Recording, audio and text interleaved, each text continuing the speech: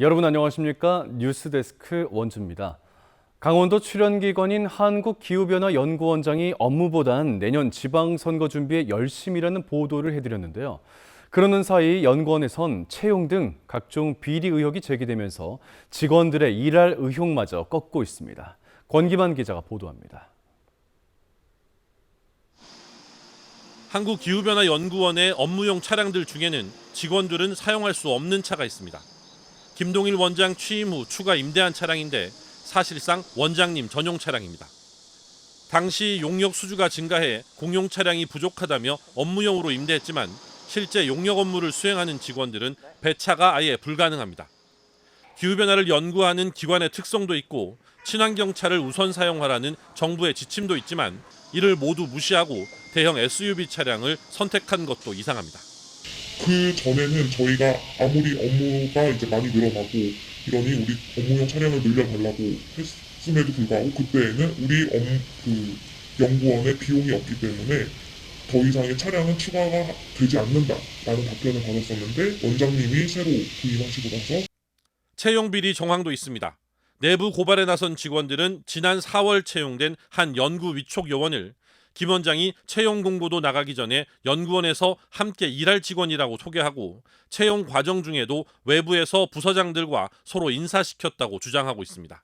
공고가 나기 전에도 원장님실에서 이 사람이 새로 와서 일할 사람이다라고 부서장들에게 소개를 했고 그 다음에 그 공고가 났던 걸로 알고 있습니다.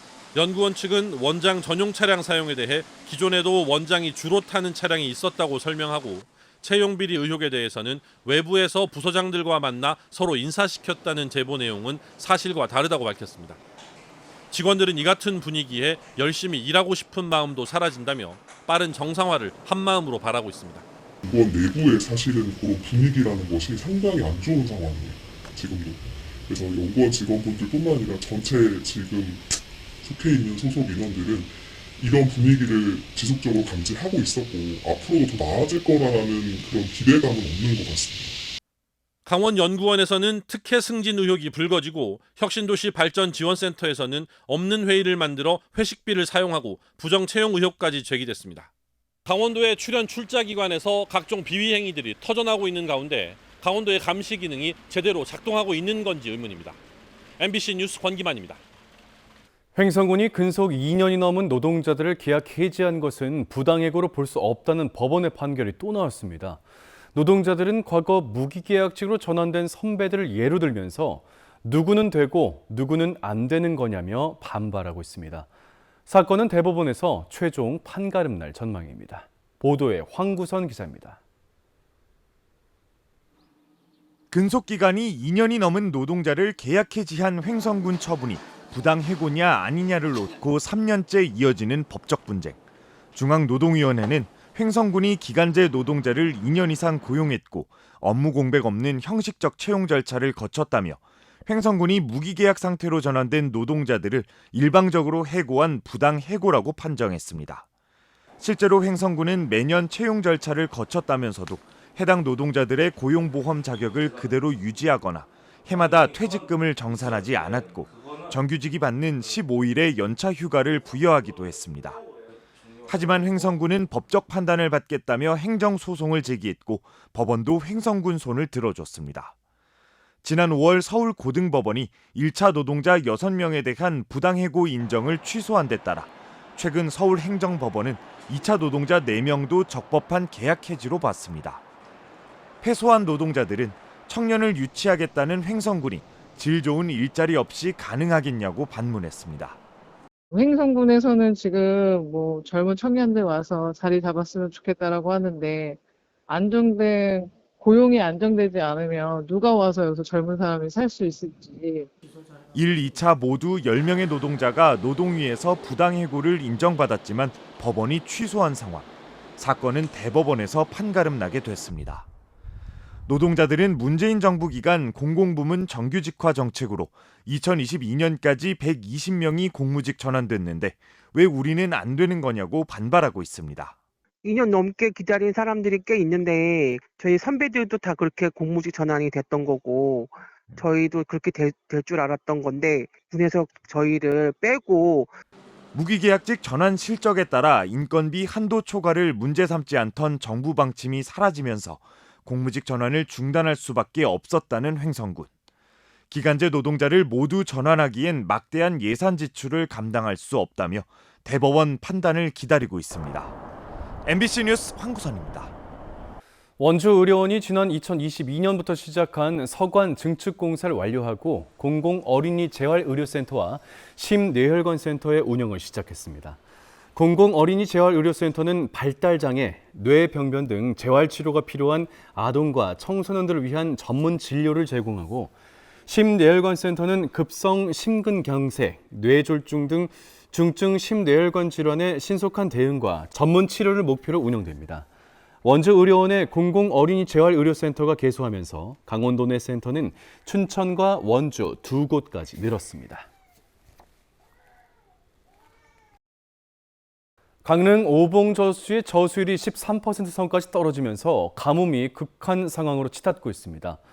독도 경비 함정까지 급수 지원에 투입됐고 강릉시는 시민 생수 배부 시기를 앞당기기로 했습니다. 배연한 기자가 보도합니다. 강릉 안인 화력발전소가 사용하는 안인항에 동해해경청 소속 오천이람 삼봉호가 들어옵니다. 독도 경비 업무를 주로 맡는 5,000톤급 함정이 강릉 지역 급수 지원에 나선 겁니다. 대형 함정의 물탱크와 소방차 4대를 동시에 관으로 연결해 강릉 홍대 정수장에 공급할 물을 넣어주고 있습니다. 강릉의 가뭄 상황이 장기화되고 심각해지면서 해경 함정까지 소방차 급수 활동에 투입된 상황입니다. 600톤의 물을 담을 수 있는 삼봉호는 이틀 동안 급수 활동을 벌이는데 멀리서 물을 떠와야 하는 소방차에 도움이 될 전망입니다. 600톤을 저희가 소방차를 이용해서 저희가 함정에서 육상에 있는 소방차로 이제 넘겨줘서 물을 이송하는 그런 형식입니다. 강릉 아이스아레나 주차장이 전국 각지에서 도착한 생수병들로 가득 들어차 있습니다. 현재 기준 2리터 105만 병, 500ml 93만 병이 도착했고 노인 복지시설과 학교 등에 28만 병이 1차로 배부됐습니다. 강릉시는 당초 오봉저수지 저수율이 10% 이하로 떨어지면 일반 시민들에게 생수를 배부하려고 했지만 일정을 앞당겼습니다. 오는 5일부터 시민 1인당 하루 2리터씩 6일치를 먼저 배부할 계획인데 모든 강릉 시민에게 배부될 생수는 1,445톤에 달합니다. 3일하고 4일에 읍면동 배부 장소로 배부하고요. 5일날 읍면동 계획에 따라서 시민 1인당 2리터씩 6병을 배부할 계획입니다. 오봉저수지 저수율이 13% 선까지 떨어지며 극한 위기 상황에 처하게 되면서 급수와 생수 배부 활동 역시 급박해지고 있습니다. MBC 뉴스 배연한입니다. 대학교 가을 학기가 개강하면서 학생들의 호응을 얻고 있는 천원의 아침밥도 다시 시작됐습니다. 이런 가운데 정부가 직장인들의 천원 점심밥 시범 사업을 예고했는데요. 내년엔 일단 인구 감소 지역과 산업단지 내 직장이 해당됩니다. 김도균 기자의 보도입니다. 아침 식사 시간 대학교 학생 식당 앞. 1,000원의 아침밥을 먹으려는 학생들로 긴 줄이 생겼습니다. 한 8시 5분쯤에 나와서 20분 정도 줄 섰던 것 같아요. 하루 정해진 수량은 120명 분량. 판매를 시작하고 20분 만에 식권이 35장만 남았습니다. 아침밥 오픈런을 하는 이유입니다. 1,000원의 아침밥 가격이 또 싸고 이렇게 급식처럼 여러 가지 반찬도 나오고 해서 1,000원의 아침밥을 도입한 직장도 있습니다. 육아와 통근 시간에 쫓겨 식사를 하지 못하는 직장인들을 위해서입니다. 아침에 아무래도 일찍 나오다 보니까 아침을 따로 챙겨 먹기가 좀 힘든데 이렇게 회사에서 아침밥을 제공해 주다 보니 이제 저도 편하고. 지난해 우리나라 가구당 한 달 식비는 5년 전보다 17만 원 늘어난 84만 원에 달했습니다. 식비 부담이 크게 늘자 정부는 내년부터 직장인 든든한 한 끼 사업을 추진하기로 했습니다. 산업단지나 인구 감소 지역 중소기업 근로자들의 아침이나 점심 한 끼 비용을 월 최대 4만 원까지 지원하겠다는 겁니다. 지역 외식업체에서 결제한 비용의 일부를 할인하는 방식이어서 상권에도 도움이 될 것으로 기대됩니다. 하지만 세금으로 직장인 밥값까지 지원하는 것은 포퓰리즘이라며 생활비 부담을 줄일 수 있는 근본 대책이 뒤따라야 한다는 지적도 나옵니다. 계층을 구분해가지고 거기에 대한 지원을 늘리는 게 낫다라는 얘기죠. 이게 똑같은 재원이면은. 농림축산식품부는 시범사업 3년 동안의 효과를 분석해 본격 시행 여부를 결정할 방침입니다. MBC 뉴스 김도균입니다. 원주시가 아파트 분양권 전매를 둘러싼 불법 중개 행위에 대한 특별 단속에 나섭니다.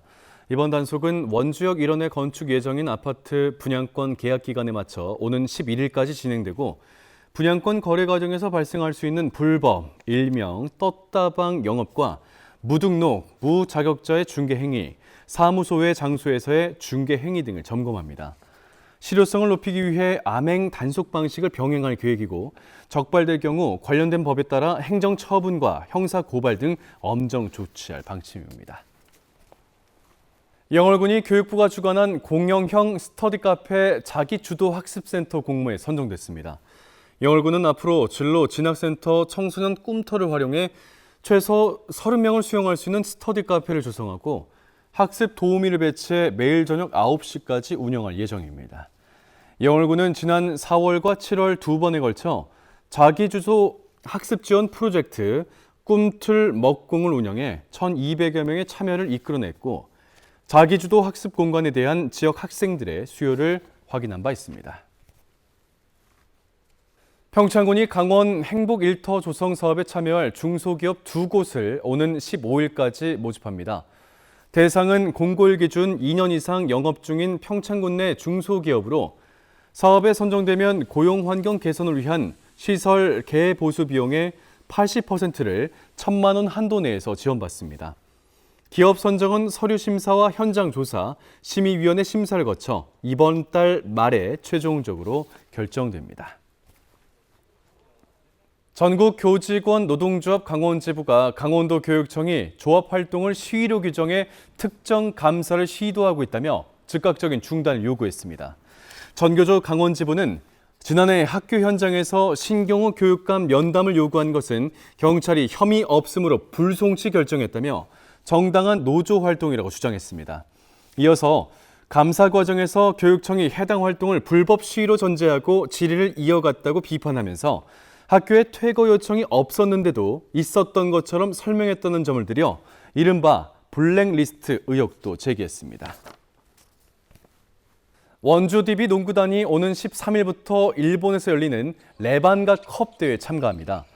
이번 대회는 일본 2개 팀과 한국, 대만 등 모두 4개 팀이 참가해 경기를 치르게 되며 원주 DB는 오는 6일 일본으로 건너가 3차례 연습 경기를 갖고 대회에 나설 예정입니다. 원주 DB는 일본 전지훈련을 통해 새롭게 합류한 외국인 선수와 호흡을 맞추며 조직력을 강화해 팀 전력의 완성도를 높인다는 계획입니다. 지금까지 뉴스데스크 원주였습니다.